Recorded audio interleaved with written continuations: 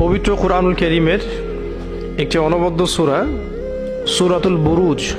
সূরাতুল বুরুজের একটা অংশ নিয়ে আমরা আলোচনা করব, যে এখানে একটা ঘটনা আছে। আজকে আমরা শুধু ওই ঘটনাটুকু আলোচনা করব, পুরো সূরাটা আলোচনা করতে পারবো না। আমার ব্যক্তিগত অভিমত, আমার ব্যক্তিগত মতামত, সবাই সবার জায়গায় মত প্রকাশ করতে পারেন, সবাই সবার মত প্রকাশের স্বাধীন।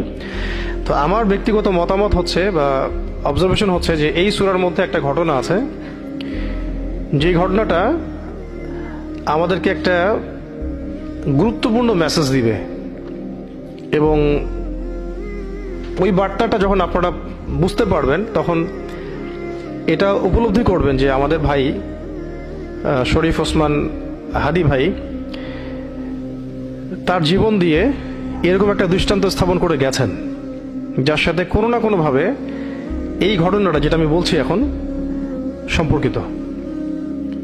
তবে ওইটা বোঝার মতো কলব থাকতে হবে, ওই আওয়াজ শোনার মতো শ্রবণ ইন্দ্রিয় থাকতে হবে, এবং ওই বিষয় দেখার মতো আধ্যাত্মিক চোখও থাকতে হবে।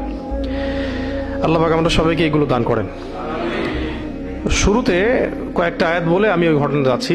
আল্লাহ রাব্বুল আলামিন সূরা বুরুজ, সূরা নাম্বার 85, এটা মাক্কি সূরা, এবং সূরার মধ্যে বেশ কয়েকটা ফেজ আছে, অংশ আছে। তার মধ্যে একটা অংশ নিয়ে কথা বলছি। প্রথমে আল্লাহ রাব্বুল আলামিন বলেছেন, বা'দা আউযু বিল্লাহি মিনাশ শাইতানির রাজীম, ওয়াস সামাই যাতিল বুরুজ, ওয়াস সামাই যাতিল বুরুজ। ওয়া এখানে শপথ অর্থে, ওয়াস সামা আসমানের শপথ বা আকাশের কসম, যাতিল বুরুজ মানে বুরুজ বিশিষ্ট আসমানের কসম, বুরুজ বিশিষ্ট আসমানের কসম। অনেক শব্দ হয়তো পরিপূর্ণরূপে বুঝে নাও আসতে পারে, এই জন্য আমি প্রথমে কিছু কিতাব বলেছি, পড়াশোনার তরতিব বলেছি। এগুলো যখন আপনারা করবেন নিজেরা বুঝতে পারবেন ইনশাআল্লাহ। বুরুজ মানে হচ্ছে দুর্গ, দুর্গ, সুরক্ষিত দুর্গ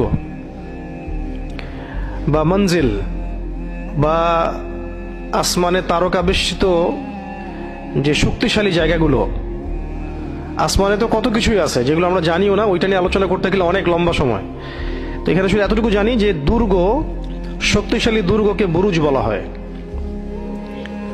শক্তিশালী দুর্গ, মঞ্জিল, অবস্থান, এগুলোকে কি বলা হয়? বুরুজ। আল্লাহ রাব্বুল আলামিন ইরশাদ করছেন, ওয়াস সামাই যাতিল বুরুজ, বুরুজ বিশিষ্ট আসমানের কসম, দুর্গ বেষ্টিত আসমানের কসম।